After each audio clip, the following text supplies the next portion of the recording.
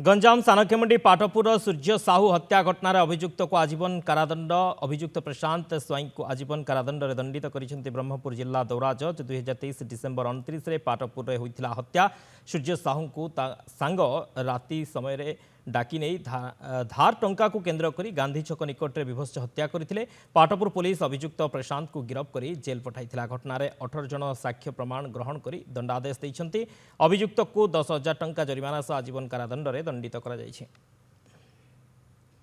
न्याय पाई आमको जो न्याय मिलছে आज आम से ये किंतु मोर तो भाई गला गला किंतु जे कि गला हले से डेढ़ परिवार नष्ट होला ना राति दिन आखिरी लुह काढ़ी शोला छेदर लुह काढ़ी आज भगवान कथा सुन आज भगवान कथा शुणिले जे मो पुआ को जमी मारदे सेमती मारदे मोर आहरी आत्मा शीतल हम।